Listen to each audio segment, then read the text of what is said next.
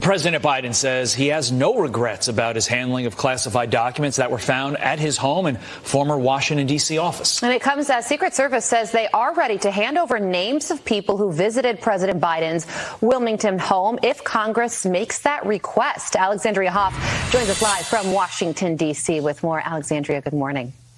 Good morning, Carly, Todd. Yeah, President Biden wanted to talk about storm damage and climate change and was not happy that reporters brought up the documents. But given the accusations of his administration lacking transparency over the matter, the president did offer this. I will answer the question, but here's the deal. You know, what quite frankly bugs me is that we have a serious problem. The American people don't quite understand why you don't ask me questions about that. We found a handful of documents were filed in the wrong place. I have no regrets. I'm following what the lawyers have told me they want me to do.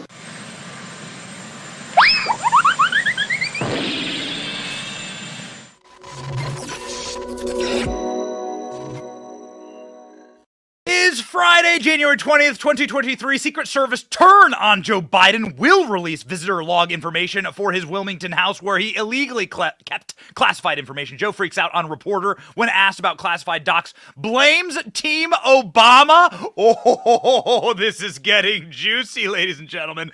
And the World Economic Forum globalists gather in Davos, and it is so cringe. Ladies and gentlemen, my name is Benny Johnson, and this is The Benny Show. Let us begin by giving a little bit of attention to something that never gets any attention in the corporate media. Not that we are the corporate media. We are very proudly independent, especially based on recent drama and news and everything going on. We are happy to be independent. We are happy to be run and operated by you, the individual viewer. We are excited to be working for you. You are our boss. Do you see any logos on the screen right here? All you see is the Benny Show logo right there. There you go.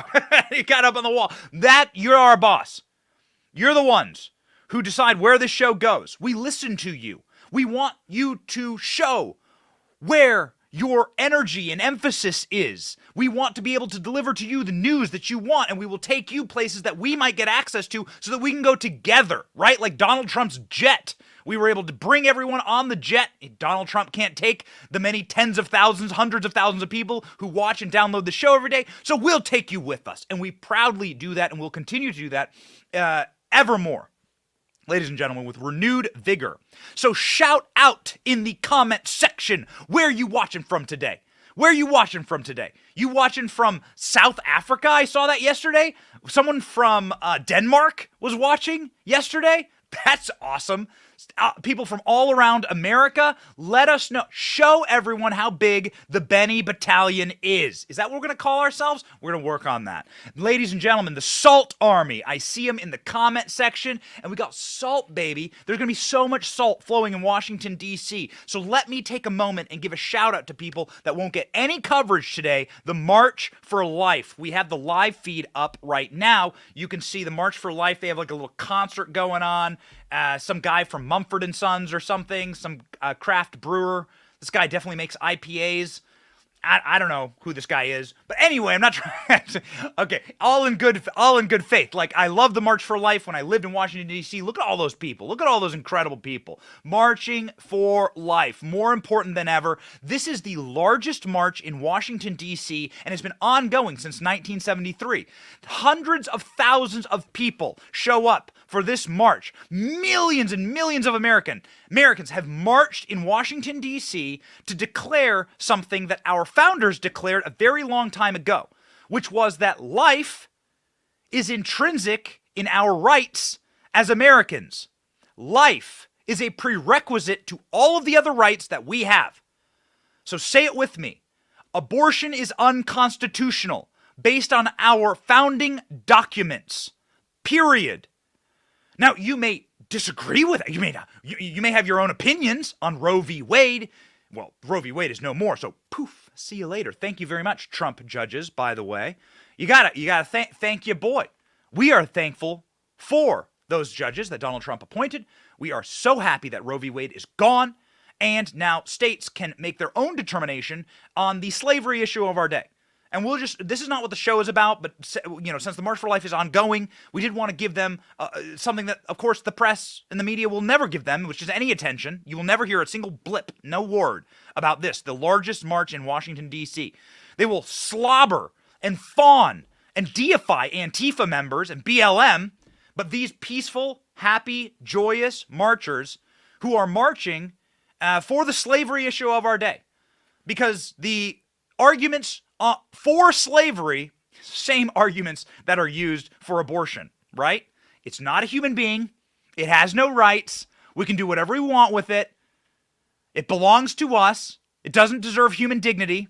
You just have to swap out unborn child with race of people that you don't happen to like or that you believe should be your indentured servants. It's as evil as ever, ladies and gentlemen. And so they've simply just moved their argument to the abortion argument. And so we are against slavery on this show. They've realized that they no longer have any need for chains. They can enslave us in other ways, and abortion is one of them. So we fight against it, proudly pro-life on this program. Very pro-life, dad of 2 kids. We're working on more, ladies and gentlemen. I want to be dad. I'll take as many kids as I can get. I love having kids, and we are proud parents, proud pro-lifers on this show, and the clarity is very simple. We just point right back to the founding documents, all right? Life, liberty, the pursuit of happiness are listed as your core rights in this country. So boom, shakalaka, abortion is unconstitutional, period. And the people who support it, well, they're demonic. Anyway, ladies and gentlemen, speaking of demonic forces in our nation, we have a lot of them going on this week. And what is happening with Joe Biden is a coup d'etat. And it has happened many times before. Joe Biden has worn out his usefulness. And so Joe Biden is now going to be replaced. He's just a Muppet. They need to move another Muppet in. He's a Muppet. Joe Biden's a Muppet that has, problems going upstairs, problems riding bikes, very worn out, dandruffy, incontinent old Muppet, and very creepy, sniffy, grabby old Muppet. So they're going to kick him to the curb. They don't think he's useful anymore. And now the people who are actually in power, call them the deep state, call them permanent Washington, D.C., those people are now going to be upgrading their model, right, to either a Michelle Obama or a Gavin Newsom. And this was on full display yesterday as Joe Biden was panicking in California, saying he has no regrets. No regrets, when a reporter had the temerity to ask him about this, the largest scandal in the country right now, Joe Biden's complicit, complete, and habitual mishandling of classified documents. Watch Joe Biden's bumbling, truly terrified response here. I will answer the question, but here's the deal. What quite frankly bugs me is that we have a serious problem here we're talking about what's going on, and the American people don't quite understand why you don't ask me questions about that. But having said that, what's your question? That you not reveal the existence of the documents back in November before the big trial. Hang on, okay? Look, as we found a handful of documents were filed in the wrong place. We immediately turned them over to the archives and the Justice Department. We're fully cooperating and looking forward to getting this resolved quickly. I think you're going to find there's nothing there. I have no regrets. I'm following what the lawyers have told me they want me to do. It's exactly what we're doing. There's no there. Thank you. All right. The worst poker player in human history is Joe Biden. He always takes his notes. His tell is so easy. One, he reads, right? Just like Corinne Jean-Pierre. You become an expert at the top of his head. Then he takes his binder and he clunks it when he thinks he's really made a definitive point. What that actually is Joe Biden being pissed off, all right? Joe Biden knows what's about to happen to him. This is clearly and quite evidently a deep state permanent Washington operation to kick Joe Biden out of office. Isn't it interesting that the champions of both individual parties are being used, and I'm calling Joe Biden a champion of the Democrat Party. I mean, whatever, man. They're using the same tactic against Trump as they're using against Biden. We posited earlier in the week, what if the people who are in charge actually hate Joe Biden as much as they hate Donald Trump? consider for a moment that Joe Biden is as much the enemy to permanent Washington as Donald Trump is, in so much as they've lost their usefulness for them. They don't like them, and they're going to simply replace them with the newer model. And that's what these people have been doing for a very, very long time. Now, who is the savior of these people? Who does the deep state love the very most? Well, we would argue that the Obamas. The Obamas is like the perfect new model for them, the vector of power, the permanent engorger of government, the man who really broke down civil liberties and really expanded the scope of the federal government to its largest degree ever, and was so excited to use drones to go and nuke from space any small child, even if they happen to be an American, just wandering around in Yemen playing with rocks. Obama loved doing that stuff. And the deep state loves those kind of demonic uses of power. And so that's why we found it very curious that the Biden administration is now starting to blame Obama. You're going to love this. And you're only going to hear it here because we listen to this stuff day and night, and we actually catch these things. The Biden administration is beginning to turn on Barack Obama. Yesterday's cover image for the show showed Barack Obama wheeling Joe Biden over a cliff. So they're starting to blame Obama for their scandal with classified documents. It is delicious. And of course they should, because Barack Obama did pack these boxes. Why did they just discover them now? Well, because right now they've become eminently convenient. Watch. It's Friday morning. Peter, good morning. Good morning, and President Biden is placing blame for all of this on whoever was in charge of his VP paperwork after leaving the Naval Observatory, after leaving office. The Wilmington House was the nerve center for Biden post-vice presidency. There is this email now about a meeting on Hunter Biden's laptop. It says, okay, let's do 10 a.m. on Tuesday at the Lake House. I hope this gives everyone plenty of time to drive up to Delaware. Please let me know if this is too early. VP asked me to check with you all. Thank you. We know the president had an office at UDEL, which they reference in that email, and we know that is where his Senate records remain sealed, adding to bipartisan intrigue. Whenever classified documents are found somewhere they shouldn't be, it's an issue, and we need to find out how the documents ended up there, and is there any risk that they were exposed to people that didn't or shouldn't have had access. You ever seen Toy Story? Pretty popular movie. You could use a lot of different metaphors for this, a lot of cultural, pop cultural references. Toy Story, man. You know those little aliens? Oh, the claw has spoken. This is the Democrat Party, all right? When you see Adam Schiff, think of one of those little squeaky green aliens. The claw! It is our leader. Like, these people don't have the capacity for independent thought.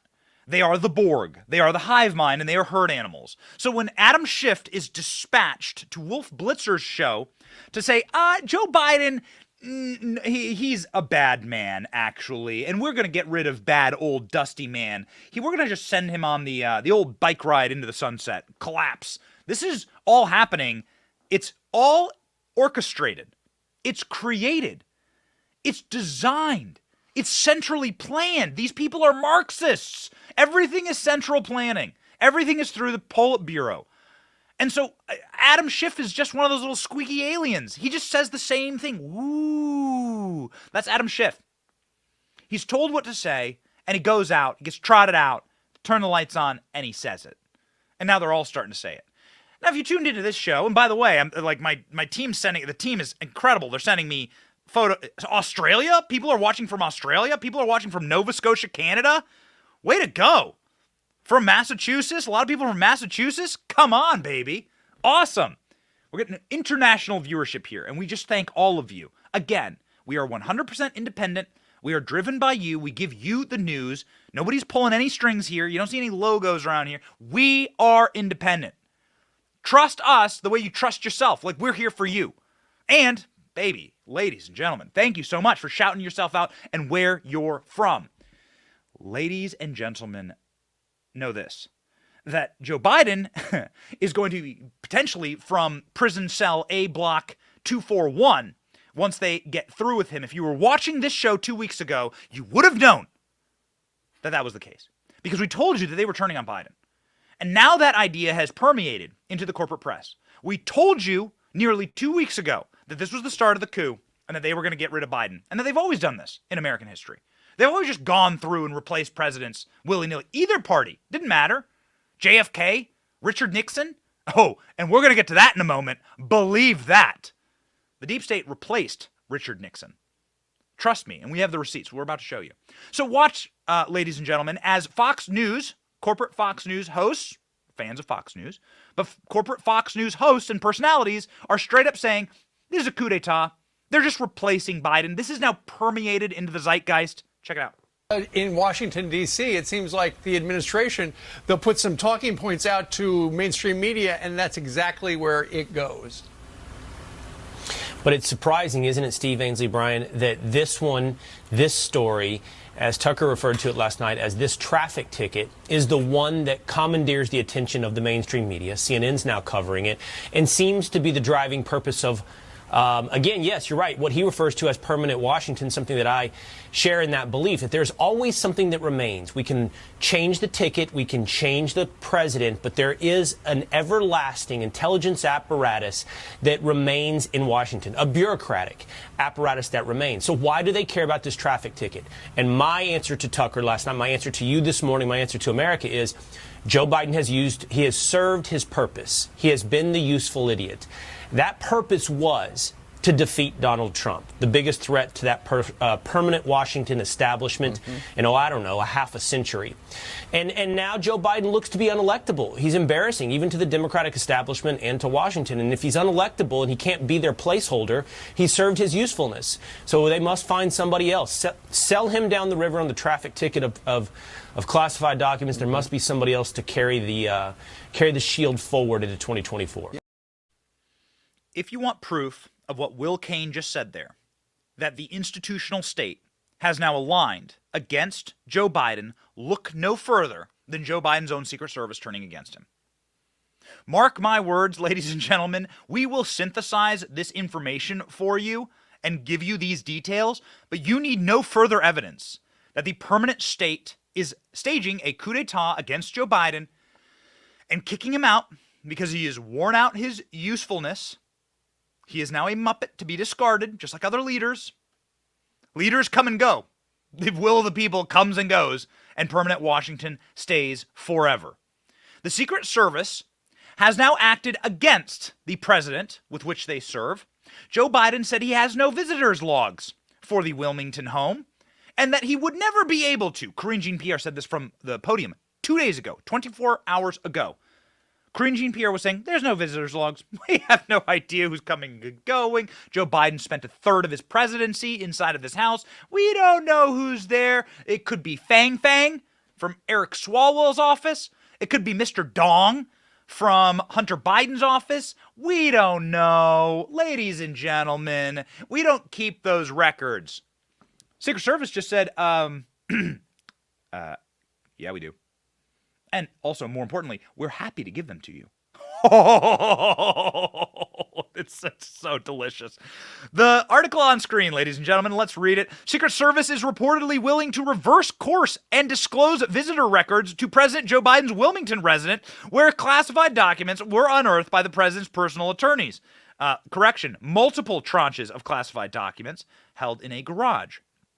While the Secret Service claims not to keep visitors logs for everyone who entered Biden's home, the Secret Service does keep records of those who come into contact with the locations and the presidency and the agency it protects.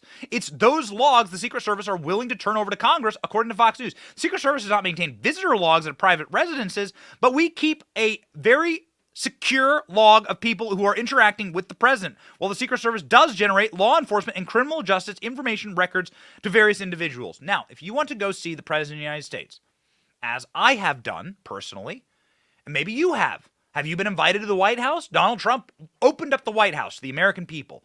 It was there were a lot of great events during Donald Trump's presidency. There was like shadow boxing. There's so many awesome events. The one that I remember the very most was Donald Trump's social media censorship event, where he went and printed off memes, like giant memes, and he posted them around the White House. Some of Trump's favorite tweets, he printed them off on big cardboard cutouts, and then he posted them up on the White House. It was amazing. It was amazing. We have the video. We'll dig it up. But it was wonderful. Camelot. My version of Camelot is that. Memes hung around the White House. But let me tell you, I went to the White House dozens of times. I lived in Washington, D.C. For 15 years. Ladies and gentlemen, when you go to the White House, you have to fill out a complete federal law enforcement background check. They look into your social security number. They need your passport number. They need your current address. And if any of those things don't match on the criminal background check, or if you happen to be on any list, I know a buddy who got a DUI and wasn't allowed to go into the White House for his DUI. Would you be allowed in the White House? No need to give any criminal records in the comment section, but let me know. I mean, you get in, but you get vetted harshly. Where's your social security number? We're going to run every possible criminal background check on you. And so the Secret Service has those records. Anybody who goes and meets with the President of the United States in his Wilmington house or not, they have those records. And so they're going to turn them over. In case you're wondering, ladies and gentlemen, if they're excited actually to give them to Congress, watch this clip. Comer also wants Secret Service logs detailing who may have had access to the president's home in Wilmington. And new tonight, the Secret Service says they are willing to turn over that limited information that they have when they're asked by Congress. But remember, the president did not have Secret Service protection from mid-2017 until 2021 in March, when he was made the Democratic nominee for president. So there is a gap in time there. So you may be saying, wow, this is curious. Why would they be doing this to a, Democrat president? Aren't they excited to have Joe Biden around? Well, a little history lesson would probably be advantageous at this time. And so let us go down memory lane, ladies and gentlemen, into the 60s and 70s, when this permanent Washington that Ike Eisenhower warned us about, Ike Eisenhower was saying, wait a second, there's something really wrong going on in Washington, D.C. We should be worried about the military-industrial complex. That's what Ike Eisenhower called it. We call it the deep state or the permanent state. This is the unelected bureaucracy that exists forever and permanently in Washington to defraud the American people and act as the government on top of our government. So we have a little government that we think is very cute and that we elect. Wrong. There's a government that supersedes it and that lives permanently around it and then utilizes its leverage over our democratically elected government for us to do its bidding, right? That is the purpose of the deep state. And they've been operational ever since World War II. And the World War II was an opportunity for them to essentially use taxpayer slush funds to build this permanent state. And the people who run it believe that they are actually the ones who run America. They fancy themselves as gods. Donald Trump's major crime was not necessarily being elected. It was his operations against this permanent state. The firing of James Comey. The firing of people inside of our FBI, according to Lisa Page. But Donald Trump is not remotely the first president who has tried to take on this superstate. JFK took it on, famously defunded the CIA, famously began to ask questions about the FBI and its illegal operations against people like MLK. Operation COINTELPRO we've covered this week. MLK Day was Monday, and we talked about how the FBI sent MLK suicide letters, pushing MLK to kill himself. This is documented. I mean, you can find this stuff on Wikipedia. This is not some conspiracy theory. I mean, these are like documented things. The FBI utilizing all of its vast resources to utterly shred the human rights and civil rights of American citizens, spying on American citizens, turning the awesome power of the espionage state inward on law-abiding Americans. I mean, it's evil. And so when people like JFK said there's something truly evil and sinister going on inside of this massive black box called federal law enforcement, he was right. Now, somebody else who asked that question, somebody else who, asked the question about what did you people do to JFK, who actually killed JFK, was Richard Nixon. And Richard Nixon himself felt the pressure of this permanent Washington system. You live in Washington, D.C. long enough, you begin to feel the weight of the system on you. Now, Tucker Carlson covered in his show last night exactly what these people did to Richard Nixon. I have known about this operation for a very long time, but I've never seen it so beautifully laid out, ladies and gentlemen. How they can take the most popular president in American history. Remember that? Remember how they called Joe Biden that? Of course, utterly fictitious and a lie, but they said Joe Biden is the most popular president in American history. Well, the real most popular president in American history, by the numbers, a man who was elected by a margin of 17 million votes in the popular vote, was Richard Nixon, of all people. Richard Nixon began to question the superstate, the permanent state in Washington, D.C., and boy, that's the number one sin you're not allowed to do. Tucker Carlson, off the top, how did they remove the most popular president in American history? Go. So if you want to understand, if you really want to understand how the American government actually works at the highest levels, and if you want to know why they don't teach history anymore, one thing you should know is that the most popular president in American history was Richard Nixon. Richard Nixon. Yet somehow, without a single vote being cast by a single American voter, Richard Nixon was kicked out of office and replaced by the only unelected president in American history. So we went from the most popular president to a president nobody voted for. Wait a minute, you may ask. Why didn't I know that? Wasn't Richard Nixon a criminal? Wasn't he despised by all decent people? No, he wasn't. In fact, if any president could claim to be the people's choice, it was Richard Nixon. Richard Nixon was reelected in 1972 by the largest margin of the popular vote ever recorded before or since. Nixon got 17 million more votes than his opponent. Less than 2 years later, he was gone. He was forced to resign. And in his place, an obedient servant of the federal agencies called Gerald Ford took over the White House. How did that happen? Well, Tucker Carlson goes into exactly how that happened, and you started to ask questions that you're not allowed to ask. For instance, who killed JFK? Who killed JFK? Did the CIA kill JFK? Now, that is a question that Tucker Carlson has tried to ask Mike Pompeo, who was director of the CIA under Donald Trump. Of course, every CIA director would know this and would know the answer to this. Tucker Carlson famously, last month, the month of December, revealed in a bombshell manner that a CIA operative tells him that the CIA did have a hand in the killing of JFK, and that the entire country, and the country that you think you know, is a lie. Now, what happened after that is pretty stunning, actually. What happened after that is JFK's direct relative, RFK Jr., his nephew, straight up said, yes, the CIA killed my uncle. Huh? And then that doesn't become the largest news story in the world? Ooh, ladies and gentlemen, we go farther down the rabbit hole. Why doesn't it become the largest news story in the world? You ever heard of Operation Mockingbird? Ooh, we're going to jump. Why not? It's Friday, baby. Let's go. The gloves are off. The brass knuckles are here. And we're independent, so we can talk about whatever the hell we want.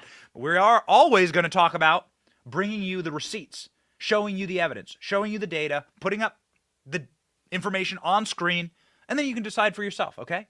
So what's up? Let's go. Tucker Carlson detailing last night that it was the JFK assassination that actually got Richard Nixon removed from office. Well, how would that be? Please watch and learn.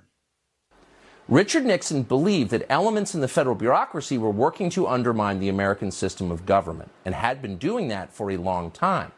He often said that. He was absolutely right. On June 23, 1972, Nixon met with the then CIA director Richard Helms at the White House. During the conversation, which thankfully was tape recorded, Nixon suggested he knew, quote, who shot John, meaning President John F. Kennedy. Nixon further implied that the CIA was directly involved in Kennedy's assassination, which we now know it was. Helms's telling response? Total silence. But for Nixon, it didn't matter because it was already over. 4 days before, on June 19th, the Washington Post had published the first of many stories about a break-in at the Watergate office building. Unbeknownst to Nixon and unreported by the Washington Post, 4 of the 5 burglars worked for the CIA. Did you know that? I can tell you this, I'm 36, I've never heard that. Meaning I had never had that reported for me. Now Tucker Carlson has talked about this quite a bit, and as a former employee of Tucker Carlson, as somebody who deeply, deeply respects Tucker, and as somebody who follows, quite frankly, every show, because we are always watching various things. We're watching the Karine Jean-Pierre press conferences. We're watching Tucker Carlson every single night. We're watching the things that we think are culturally important so we can bring them to you in the morning, right? That's what our team is built here to do, and we thank you for supporting this team simply by watching this program. You support us, so thank you. But ladies and gentlemen, we dug a little bit. We said, wait a second, last night, I'm texting our team here. I'm like, what do you mean Richard Nixon was asking about JFK's. He recorded that? Is that available? I asked our executive producer, the great ALX, on this show. I said, is that information available? Can I listen to Richard Nixon ask who shot John Kennedy? Oh, yes, I can. And so can you. And we'll be excited. And we're thrilled, actually, to be able to play you the original recording of Richard Nixon inside of the Oval Office asking his CIA director who shot John Kennedy. Tell me if you hear anything curious in this tape that we are playing on this show for the first time. Listen. Who shot John? Is Eisenhower to blame? Is Johnson to blame? Is Kennedy to blame? Is Nixon to blame? Et cetera, et cetera, et cetera. May become, not by me, but may become a very, very vigorous issue. If it does, I need to know what is necessary to protect, frankly, the intelligence gathering and the Dirty Tricks Department, and I will protect it. Listen, I've done more than my share of lying to protect it. I will do it. I believe it's totally right to do it. Who shot John? I need to know the truth. And his CIA director is standing there silent. Yikes. These are the questions you're not allowed to ask, of course, especially since John F. Kennedy is a man who ran for president against Richard Nixon. Richard Nixon had a deep appreciation and care for John F. Kennedy. They were friends. They called each other regularly. Richard Nixon was, of course, vice president under Ike Eisenhower. He ran against John Kennedy. The closest election in American history was Kennedy versus Nixon. They remained friends. And there's clearly a reason that Richard Nixon would want to know who pulled the trigger. And many people today still want to know who pulled the trigger. And, well, let's just say in a murder case, if you're withholding evidence from a jury, the jury being the American people, the people withholding the evidence clearly have something to hide. And so the federal government still has thousands of documents on the Kennedy assassination that they refuse to release. Pieces of information, evidence. They're holding it back. Why? Everybody involved, even if it was a plot, everybody involved is long dead now, but the institutions are not. And so those institutions have to be protected. Now, this is the bombshell that we found out last night. That was so interesting in Tucker Carlson's monologue, and one of the greatest monologues we've ever heard from Tucker. All given with the context of they're doing this to Joe Biden right now, right? So we don't have time to play the full 10-minute thing, but we do have these short clips, and it's worth playing the final one because this is the key.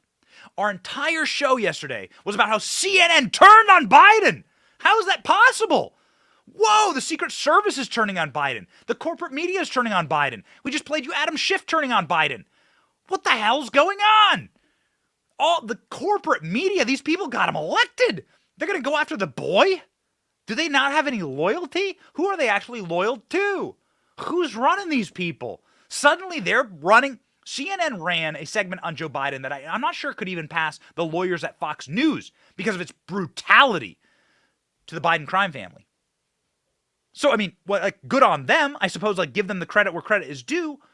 But it is truly the operation and the access point of our permanent Washington, D.C., utilizing the corporate media in order to do its bidding that has been around forever. And this whole nostalgic lie, this fantasy of Woodward and Bernstein. You've heard of these guys. The people who cracked the code on Richard Nixon. They discovered the scandal. It's all fraudulent.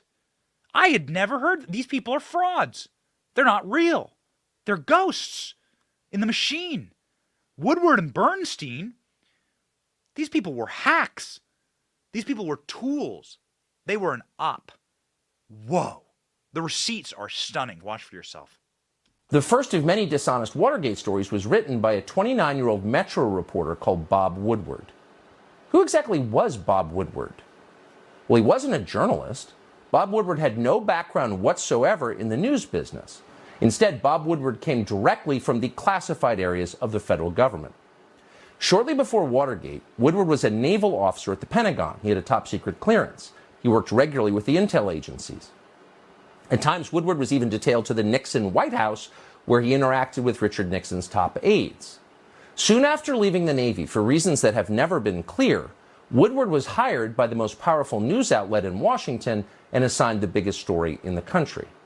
And just to make it crystal clear what was actually happening, Woodward's main source for his Watergate series was the deputy director of the FBI, Mark Felt. And Mark Felt ran, and we're not making this up, the FBI's COINTELPRO program, which was designed to secretly discredit political actors the federal agencies wanted to destroy, people like Richard Nixon.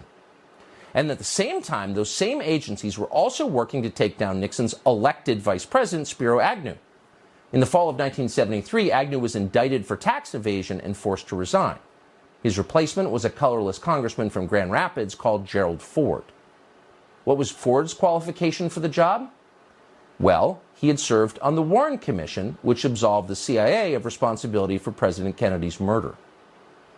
Nixon was strong-armed into accepting Gerald Ford by Democrats in Congress. Quote, "We gave Nixon no choice but Ford," Speaker of the House Carl Albert later boasted.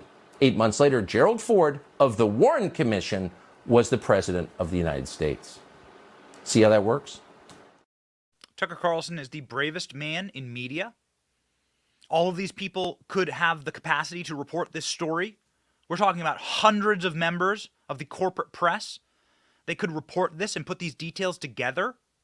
Do you remember the Project Veritas clip where that anchor from ABC News is like, man, we had Epstein, we had Clinton, we had them in the largest predator ring in history. I had everything. You remember that Project Veritas clip from James O'Keefe? And the people in charge, they killed it. And then they went and killed Epstein. Ladies and gentlemen, this is how it works. Tucker Carlson laying out line by line and piece by piece how everything in this country is a lie. And how these institutions that you believe are protecting you are actually not only harming you, but are committing a massive psyop against the will of the people, actually eroding the purpose of this nation, which was to, at the very least, not have an oligarchy of unelected scum, whether that be the King's Court, as it were, in old-time England, or whether that be intel agencies.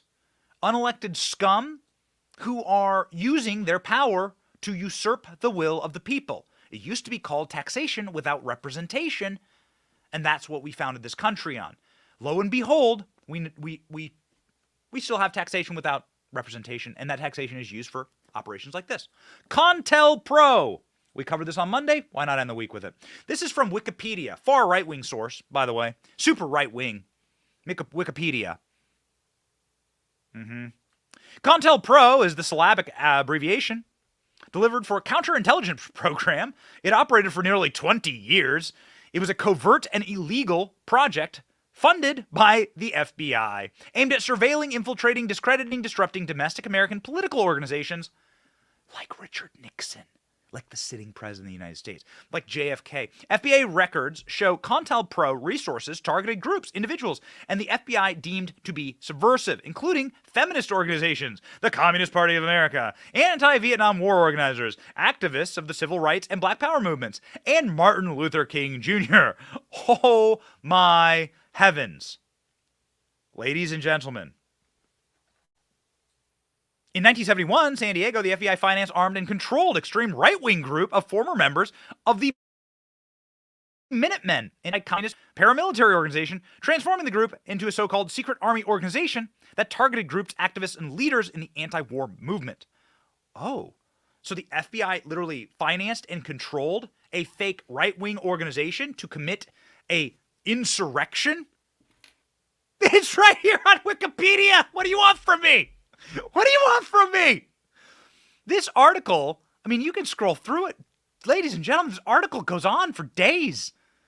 You can find inside of this article the suicide letter that the FBI wrote for MLK. Here you go. You want to see it? Again. Hey, excuse me, what's your source? PolitiFact will ask me. What's your source? Wikipedia, idiots. What are the methods of the Operation COINTELPRO in order to switch out and change or disrupt any political organizations that the superstate didn't like the MAGA movement? Well, part of it was infiltration. Seen a little bit of that recently. And then part of it was psychological warfare. The FBI used dirty tricks to undermine movements, planted false media stories, and published bogus leaflets to target groups. They forged correspondence, sent anonymous letters, made anonymous phone calls. They spread misinformation. Yes. Hunter Biden laptop story, anyone? 50 intel experts say it's all the hallmarks of Russian disinformation. Don't make the mistake of thinking that politics is of the angels. Ladies and gentlemen, don't make the mistake of thinking that these people who have absolutely no incentives to be good to you, their only incentive is to wield power over you, to destroy and erode your civil liberties. Don't think for a second that they've changed. That now that we have blazing fast Wi-Fi and cell phones with cameras on them, now that we can get internet in our cars, that somehow we're like more sophisticated and that these kind of operations have stopped. They haven't stopped. If anything, they've accelerated in the time of Donald Trump, in the time of MAGA, and in our current era of information and the ability to get information to people like this. Everything that I've shared with you today is easily findable. You can confirm the research yourself. And we encourage you to, actually. The FBI has admitted to all of this. They've said so. They've apologized for it. I'm so sorry. But that doesn't mean it's not ongoing. In fact, ladies and gentlemen, I think that the FBI and our security state actually did the exact same thing to Donald Trump. Quite frankly, all of these methods were used against MAGA, and all of these methods were used against Donald Trump in order to get him out of office because, of course, he did the thing that you're not allowed to do. Question who killed Kennedy. And his way of doing that is, of course, firing members of the deep state. James Comey, namely. Andrew McCabe. Peter Strzok. Lisa Page. And all the rest of that's rat's nest. So this is exactly why we need to come into this stuff with open eyes. And say if they're doing this to Joe Biden right now, not only is it not scary, it's not even like it's not even like out of the ordinary. Every couple of years they do this. So there's a lot to look into, ladies and gentlemen, for our House Oversight Committee. Oversight Committee to probe Biden administration's plan to hide classified document scandal. Chairman of the House Oversight Committee told Breitbart News that it plans to probe the Biden administration's reported plan to hide classified documents from the American people. This is a huge deal, ladies and gentlemen. This is a massive, massive scandal. So what was going on here was, and you have to assume that there is the in-group and then there's the out-group. The out-group is the superstate. The in-group is inside of the Biden's White House, inside of the Biden White House itself. And the inside of the Biden White House team itself are trying everything they can to cover their own asses.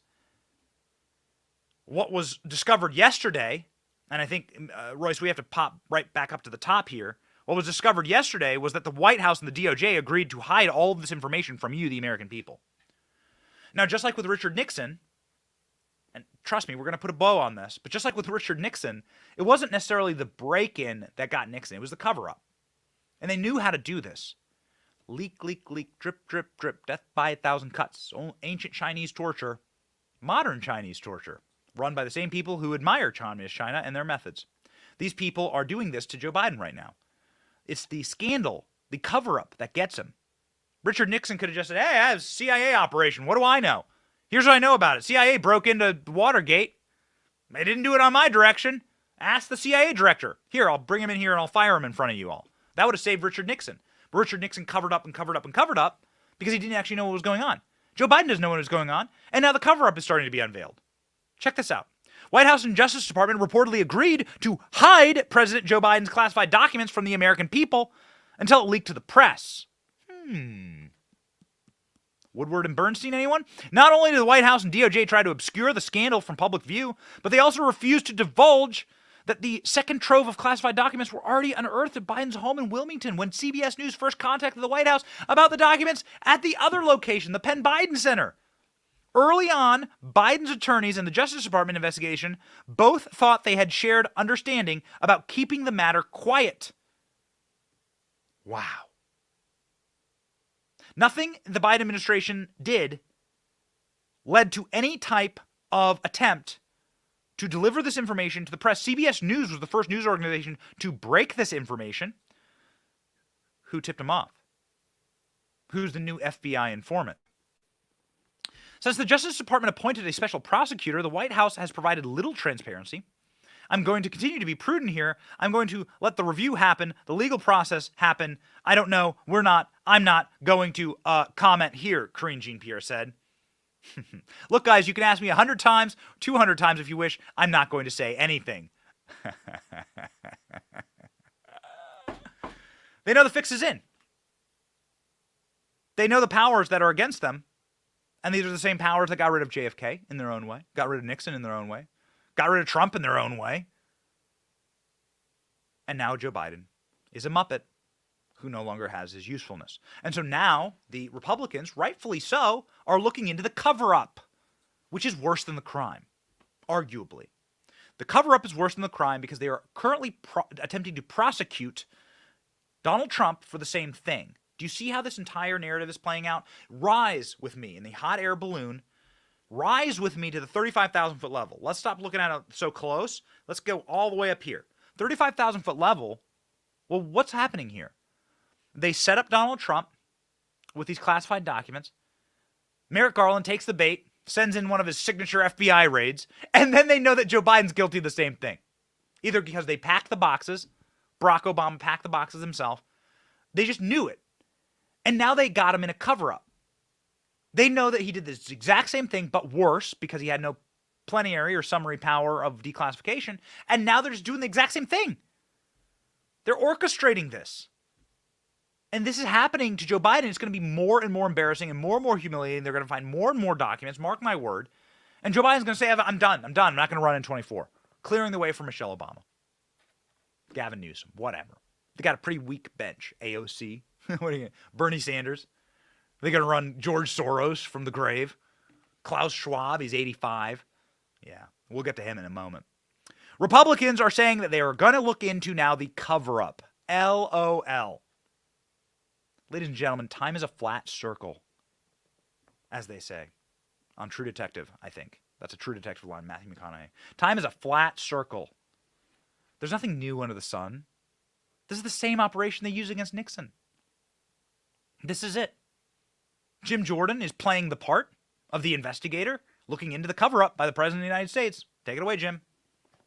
They find the documents at the Penn Center on November 2nd. They find additional documents in the garage on December 18th. There's a press report on January 9th about the Biden Center documents that they found in November. Then the White House comes out and confirms those, but they don't tell us about the ones that they found on December 18th, even though they already knew about it. Why not just be clear with the American people? So I don't understand any of this. I don't understand why they were looking in the first place. Did Joe Biden suddenly remember this? I doubt it. So why were they looking on November 2nd? Why did they wait and tell us after the election, even though they raided President Trump's home 91 days before the election?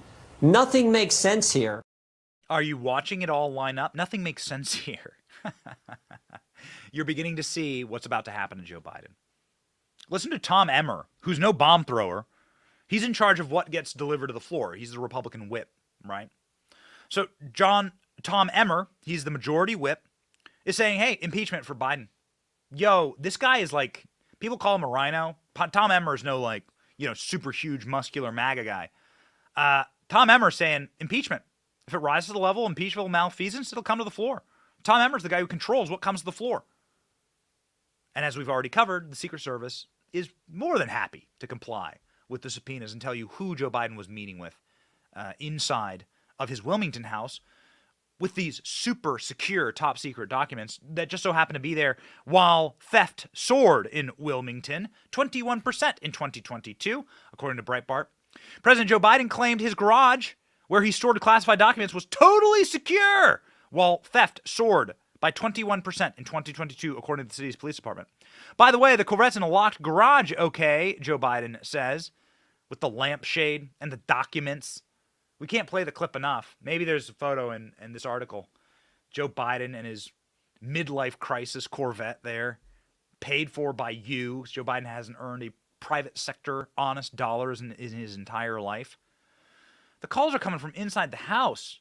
We'll put it all together for you. I don't know how many more times we got to make the same point Anthony Blinken, who's the Secretary of State, arguably one of the most important positions in the entire federal government, is like, you know the guy I'm supposed to work for? That guy, Joe Biden? He shouldn't have done this. He's a naughty, naughty boy. That's what Anthony Blinken's saying. Sitting there, pledging fealty, bending the knee for his real boss, which is the super state, permanent Washington. That's Anthony Blinken's real boss. None of these people actually work for Joe Biden. None of these people like Joe Biden. And they'll all turn on him like rats. Blinken says he doesn't know why government records were in the Penn Biden Center. Secretary of State Anthony Blinken said he has no idea why government documents were taken to the Penn Biden Center, despite serving there as a managing director for 2 years. During a press conference, Blinken was asked if he was aware of any reason classified documents would be at the Penn Biden Center. Blinken said the short answer is no. He added, just as you heard President Biden say a week ago, I was surprised to learn about them inside of the Penn Biden Center. LOL. They're losing the American people here. They're losing them. 60% of Americans believe Joe Biden inappropriately handled classified documents. Story is absolutely wild. It's getting out of hand. We showed you yesterday that the preponderance of Americans, the vast plurality, wishes to have a full-on muscular investigation into Joe Biden and his handling of classified documents. 60% of Americans believe Joe Biden inappropriately handled classified materials related to Ukraine, United Kingdom, according to a Quinnipiac poll, not a right-wing pollster. Only 22% of Americans say Biden acted appropriately. They're losing here. This is 1,300 Americans. This was from January 12th through the 15th. 2.6% margin of error. Yo. Yikes. They're losing. They're losing. And when you lose touch with reality, when you lose the basis, your connection with the actual people you serve, you begin to look like an idiot. You look like a moron. Joe Biden is there pounding his desk with his folder saying, I'm innocent. Yeah, well, Richard Nixon said, I'm not a crook. They got him, and they're going to get Biden the same way. Mark my words. They're going to get him the same way. There's a real problem right now with elitist consensus, right? There's a major problem with these people. They have a massive lack of trust. And if there's one thing that permanent Washington knows, it's how to leverage the instincts of individuals, the American people and the population, against the interests that they wish to control. So you can see this right now ongoing at the World Economic Forum. Now, we have been touching on this issue all week. We wanted to really dive into the Biden document scandal and explain to you what's going on there, but it's worth jumping down to the World Economic Forum, to the supervillains there. I mean, it's a casting. This is like a casting call for a Bond movie villain, and they're doing just such an incredible job. Like, bravo, everyone. James Bond is getting a reboot, and they're trying to find new villains for him to fight. James Bond is the oldest, longest-standing cinematic superhero who exists in theaters, taken many forms. Daniel Craig is no longer James Bond. They're going to reboot the whole thing, and they need new villains. And all they need to do is look just into this little town in Switzerland called Davos to find guys who want to... We will master the future. We look forward to mastering the future as they pet their hairless cats. Take it away, Klaus. We couldn't meet at a more challenging time. We are confronted with so many crises simultaneously. What does it need to master the future? I think to have a platform where all stakeholders of global society are engaged. Governments, business, civil society, the young generation, and I could go on, I think is a first step to meet all the challenges. Master the future. Klaus Schwab. What's your history, pal? Where you come from? How you got so much power and control? How you got so much money? A little bit of a look into Klaus Schwab is what we're going to be revealing soon. We're making a little documentary about where Klaus Schwab comes from. But the TLDR version of Klaus Schwab's history is that as always. Nazi. I mean, maybe not himself, but his father worked directly with the Nazi Party. Klaus Schwab was born in Switzerland, then they immigrated into Weimar, Germany, Third Reich Germany, and then his dad built flamethrowers in a manufacturing factory. He owned the factory and then used it in order to aid the German war effort in World War II. These are facts. Did you know this? Do you know that Klaus Schwab created the flamethrowers for the Weimar, for the Nazi soldiers to use against Americans?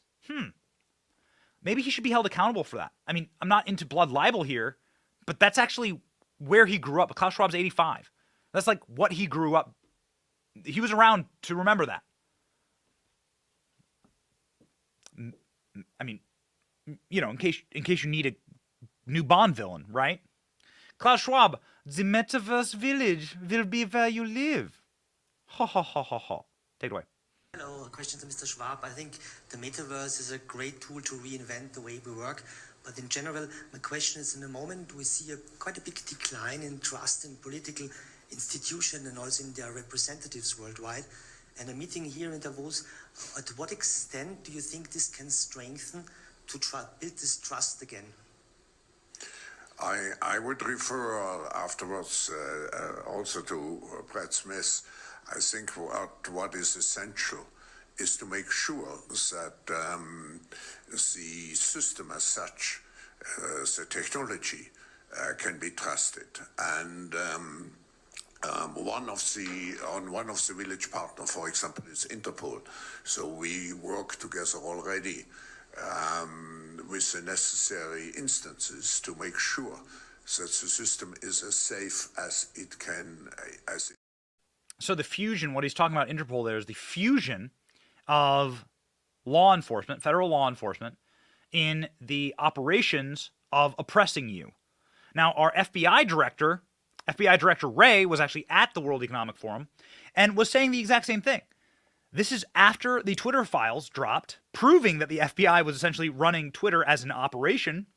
A fake public company, Twitter, was being used as an op by the FBI in order to persecute people, censor their free speech, and in order to create consensus narratives.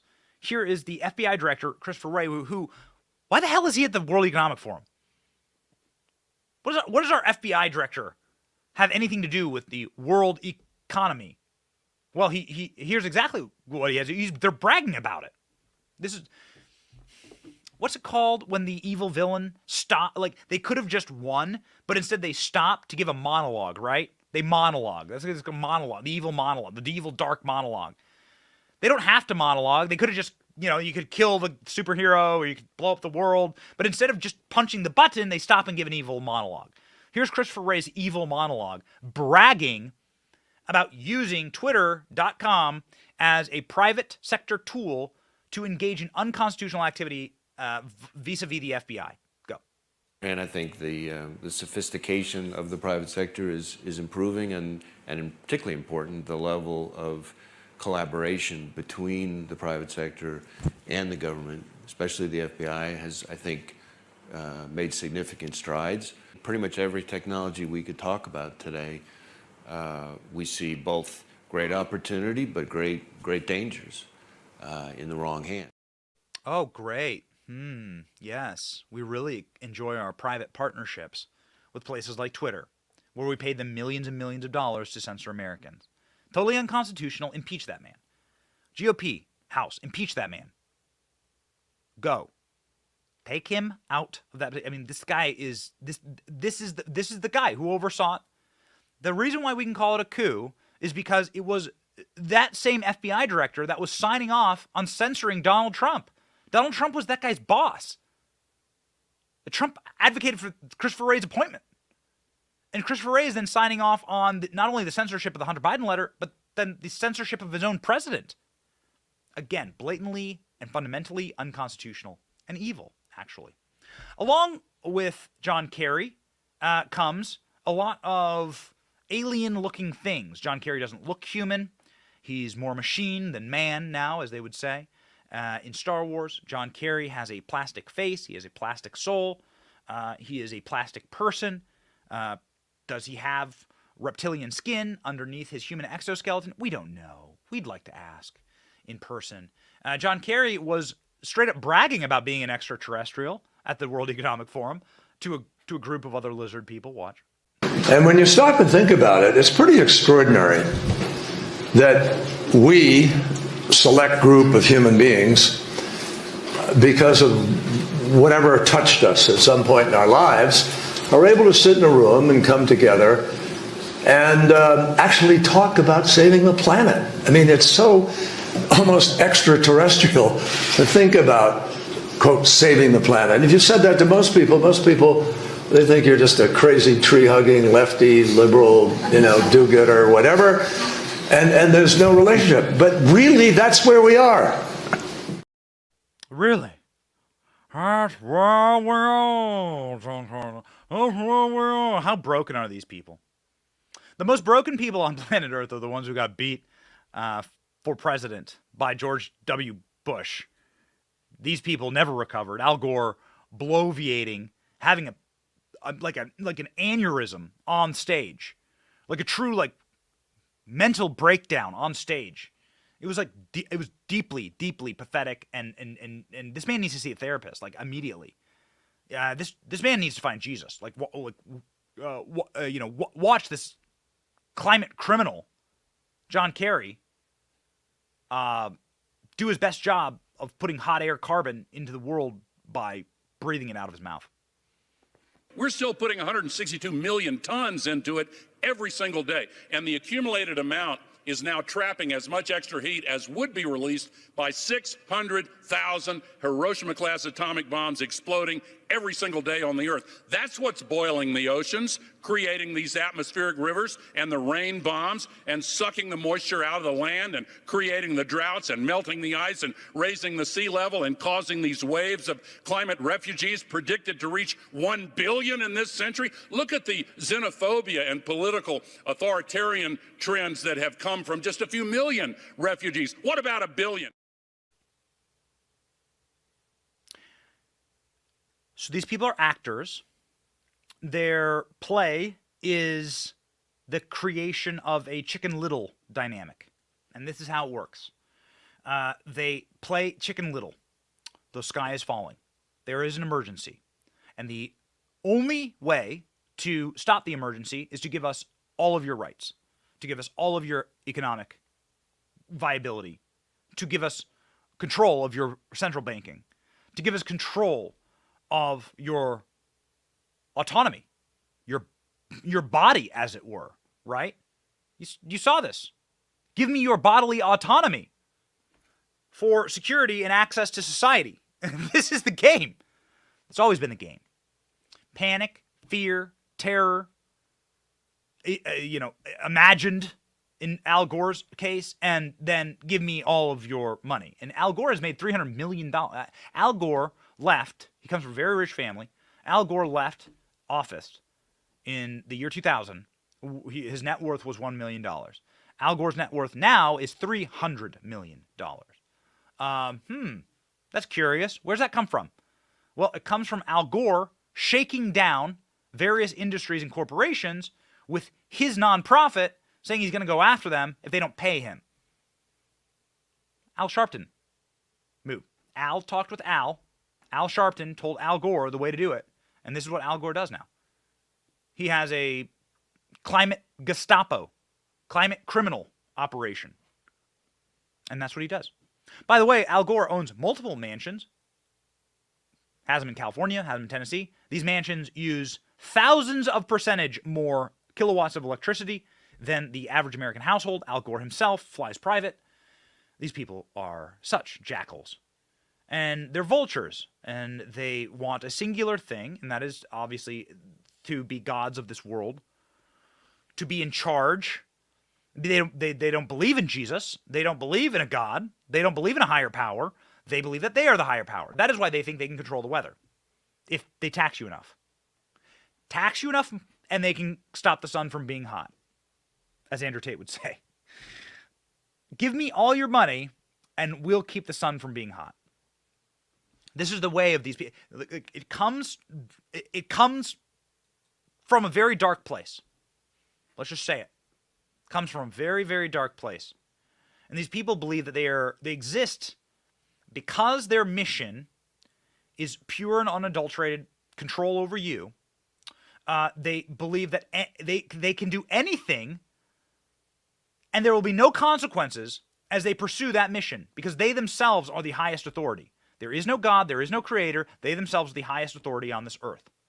And the pursuit of that mission is so pure that they can break the laws. It doesn't matter.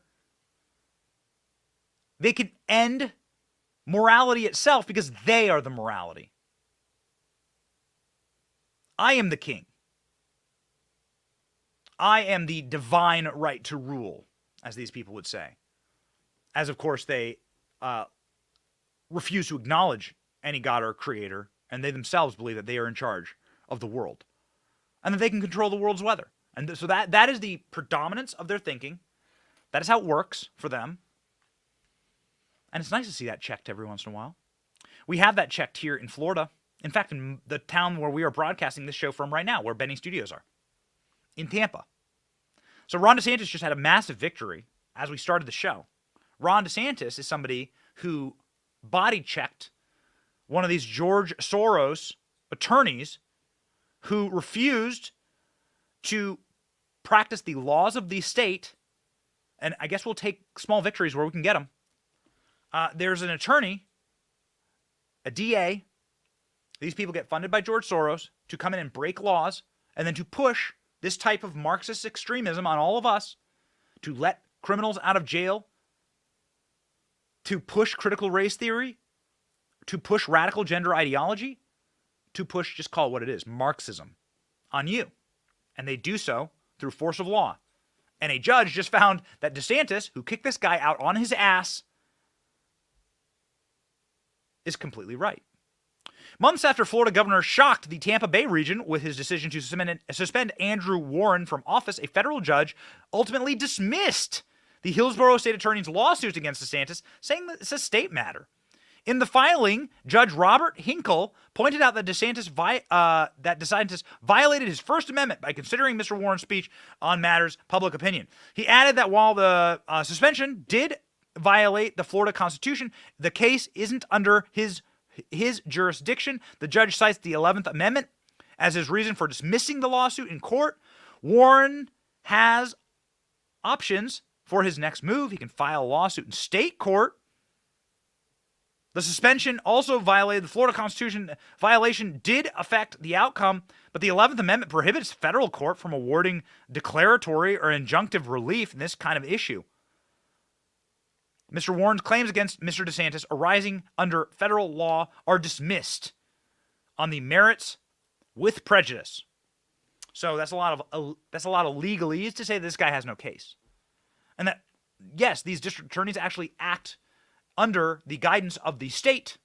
Florida is a right-wing state, a super swinging right-wing state, and that this guy and his George Soros-funded election, who is acting as an agent of chaos and horror and Marxism in my hometown of Tampa, that Ron DeSantis dispatching this guy summarily is actually totally legal.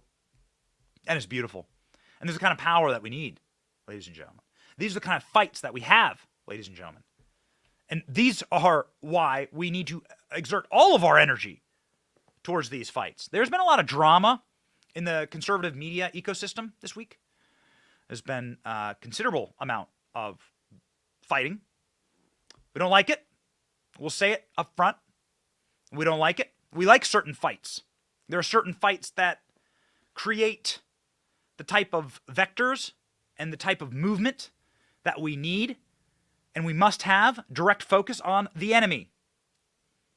Now, we have a lot of friends, small group of people, small group of individuals, creators and influencers of the right.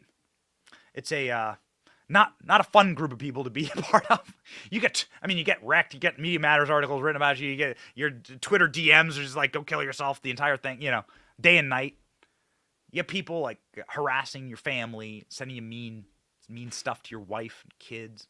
As soon as we moved to Tampa, the Tampa Bay Times published our address, doxed my family. That was our welcome to Tampa Bay, these corporate scum. And it is so much a multi-front war right now. There's some old Marine captain who has this famous line about being surrounded. I think it was during, fighting in either World War II or Vietnam. He's like, well, if we're surrounded, it makes it easy because the enemy's on all sides.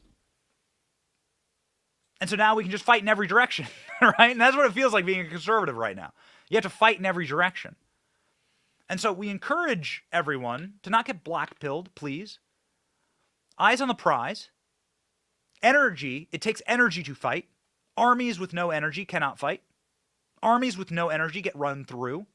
And so let us expend our energies on the correct fights, on the pursuit of the ideals like God, family, country that we charge for every single day on this show. You must have energy. So spend our energy on wise fights. We are very, very proud on this show to have that clarity. And we will keep that clarity. We promise you.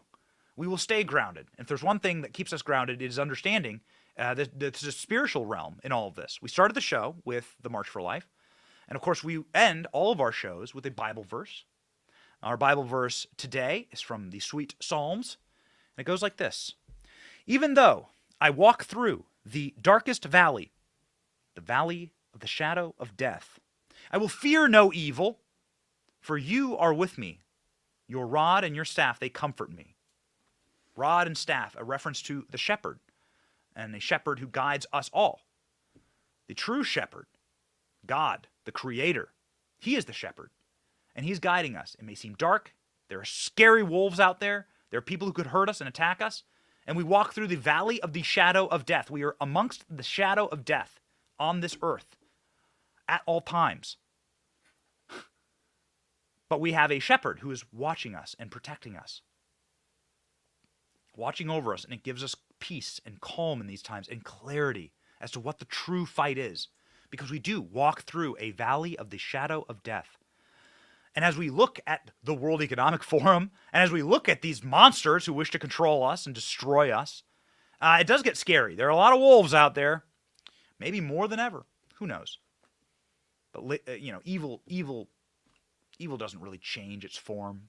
They're doing the same thing to Biden as they did to Nixon, they did to Trump. But the evil doesn't change its form. It's not really creative. Creativity comes from a creator. Evil doesn't do that. But we have protection because these people are not actually in charge. They may fancy themselves gods and kings of this earth. Al Gore may blow V8 and blow hot air and tell you that he can control the weather. Ladies and gentlemen, there's only one ruler of the earth, and there's only one true king. And so we like to stay grounded in that.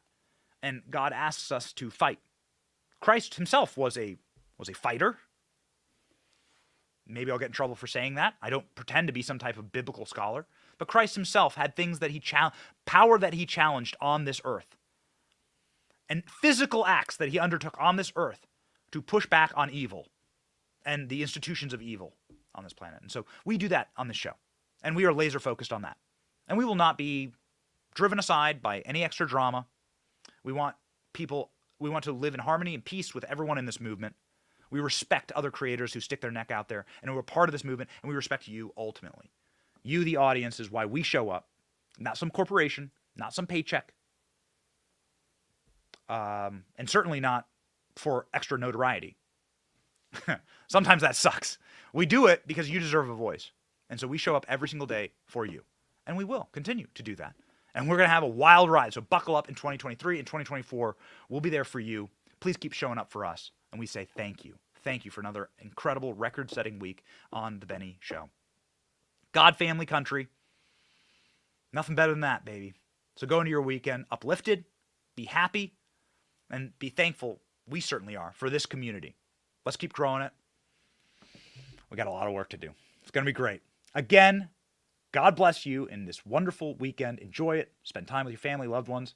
We'll be here for you on Monday. My name is Benny Johnson. This has been The Benny Show. See ya.